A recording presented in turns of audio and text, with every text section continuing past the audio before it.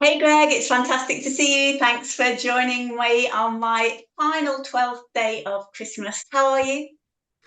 I'm very well. I've got a 10-year-old. I started late, so Christmas has still got that special stuff.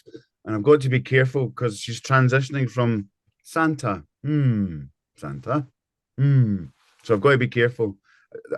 She goes to sewing classes on a Wednesday with two of her wee friends. And I kind of made the mistake of saying, Santa Claus, don't be ridiculous. And the three of them looked at me and went, Are you saying? I went, No, I'm not saying. And the woman that teaches them, she's looking at me going, Oh man, look at the hole you've dug yourself now.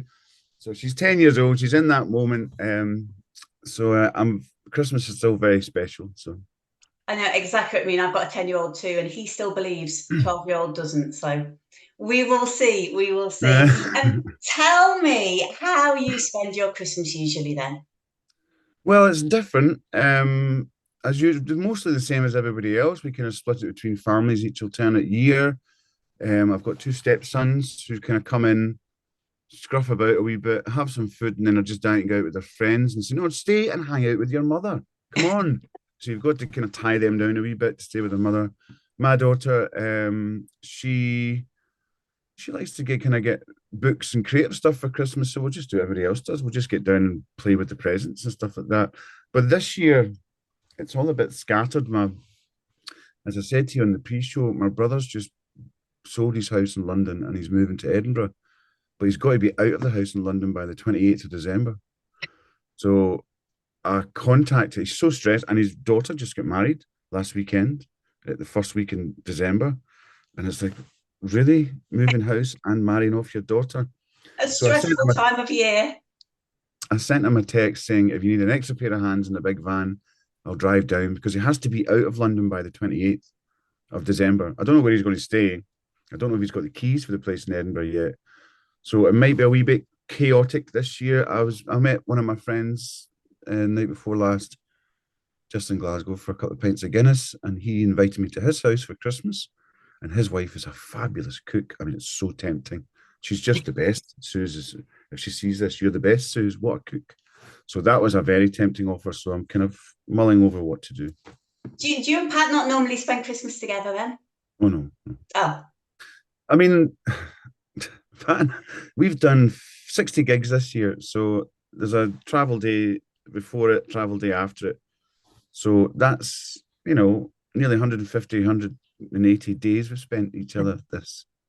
you've had enough. Nobody spends 180 days a year with their sibling. No one. So I Pat and I have got hadn't all, thought of it. I hadn't thought of it quite like that. Going back then to when you were children, what was it like? we're all foodies. My whole family are foodies. So it's all about the food. I remember we used to kind of, and it sounds quite poncy, we used to have like red cabbage, made sure there was red cabbage, made sure the pancetta was cooked just right for the Brussels sprouts. No, we are huge foodies. I remember, I remember one year we all went to Pat's house and was it a goose? Yeah, he cooked a goose. And he'd never cooked goose before. And I don't know if you've ever cooked goose, it shrinks. So when he put it in the oven, it looked, yeah, it's good. And by the time he'd cooked it, it was that. So it was basically a vegetarian Christmas because there was so little meat. Oh, I remember one Christmas when I was young, I found my Christmas presents a week before Christmas. My mum hadn't hidden them. And I did the worst thing. I played with them and then I put them all back in their boxes. And Christmas morning came and it was just never, if you find your presents, never ever play with them. oh, what a disappointment. Oh my It was the gosh. worst. I've told my daughter this. I said, even if you find them, you find the bags that they're in, do not, please, because it just destroys Christmas. And I remember that Oh, Christmas quite distinctly. Yeah, it was a. I forgot to put my little things on, look. Oh, I don't have a little thing. Have I got a hat? I could go and get a hat. Have I got a Yeah, hat? get a hat. That would look really festive. Right. Trying to think where they are. Let me think. Good effort. Well There done. you go. Fantastic. I've got a Christmas. I even knew where my Christmas box was. That's nuts. Can you remember the best gift that you've ever had? The best gift I've ever had. My goodness. I'm trying to think. I remember one year. because I'm an engineer and a kind of techie guy, Pat bought me a DAT recorder with DAT digital audio tape. It was kind of the digital version of cassettes, and they were really expensive then because it was all new technology. And kid you not, this is probably about in 1990 or maybe just earlier.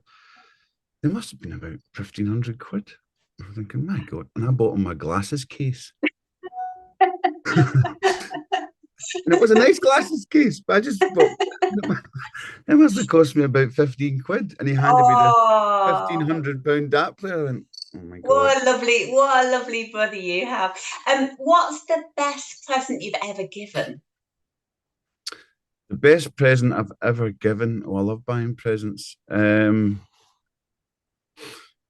Oh, 2 tickets to the Caribbean, British Airways first class. Whoa, who did you buy those for? My girlfriend at the time, Maxine, because I'd spent about 4 or 5 months away that year. It was 1988, 1989. And I'd Wow. been the whole year and she hadn't seen me and she'd been amazing and she'd been so supportive. And, she could have walked and she could have said, this is not for me. I can't. What is 5 months apart? It's not really a relationship, is it? So for Christmas, I took her to the Caribbean. That is incredible. Wow, how Mhm. amazing. And do your family get you to sing and play at Christmas? Oh, most definitely. Our whole childhood was the whole family had to do something. If you couldn't sing, you to recite a poem. If you couldn't sing, you to play an instrument. Pat and I, funnily enough, never sang together at the Christmas parties. That's an interesting one. Oh, He would sing on his own. I would usually play something sort of classical that I was learning on piano. But from memory, we never did stuff together. My uncle James, my dad's brother, was a jazz pianist, or thought himself as a jazz pianist. So he used to teach me little licks and little things to play. I remember that. My dad was a great singer. My mum loved her poetry. She would recite these long versed poems, and you'd marvel at how she could remember every wow. stanza or everything. So we were always encouraged to perform. Yeah, it's quite a strong memory. It's a strong memory for a lot of people our age, though. Yeah, yeah. Does your daughter sing and play instruments? Oh my God. I tried to get out of her Christmas Carol concert. There was a big concert in Glasgow at the Royal Concert Hall where all the schools get together, their district choirs or their and Eva Rose had qualified her. She did an audition and she got in. My daughter's called Eva Rose. And she's I said to her, baby, I don't really need to go to this, do you? And she went, what? I said, well, I don't really need to go to watch it. It's all lots of other kids singing carols. She said, Dad, I've got to go to your boring concerts. I said, what do you mean boring? The only reason you're at my concerts is because I'm in charge of you and it's my turn to look after you. And you sit at the side of the stage, or what she usually does is go backstage and eat all the sandwiches and the chocolate and just sit and play on her iPad.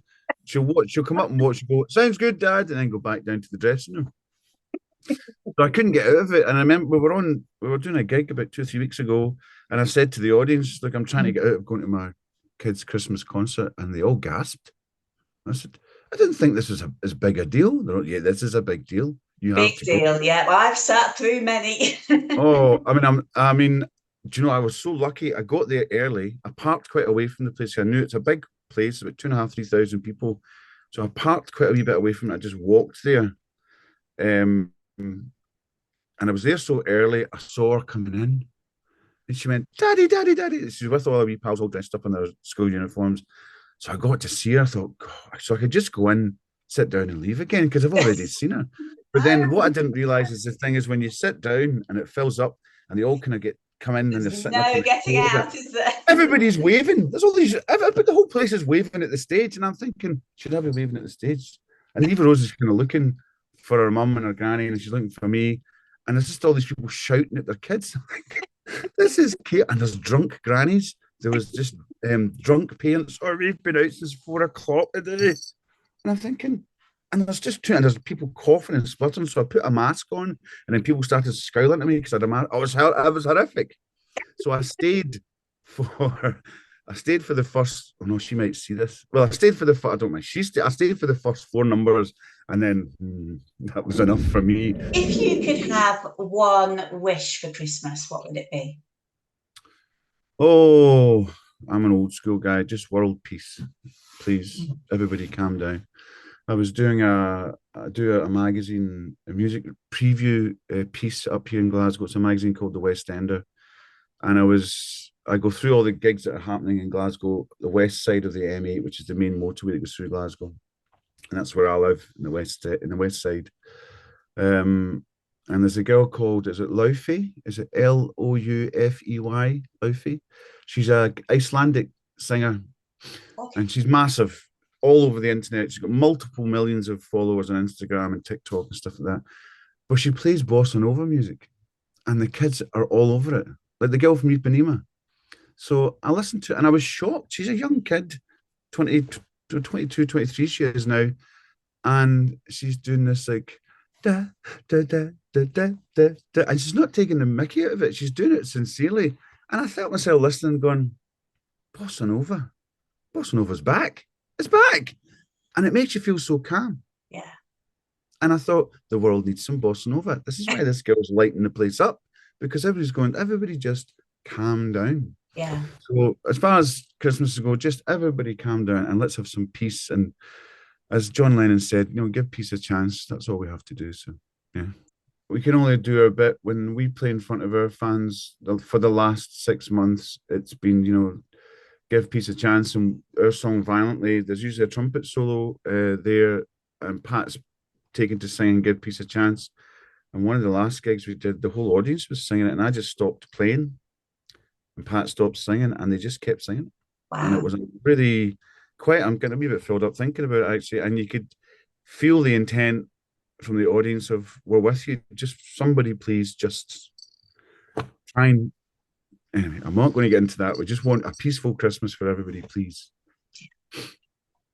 Finally, then, if Santa was to come and ask you, you've got his little list, and to come and ask you, Greg, have you been good or bad this year?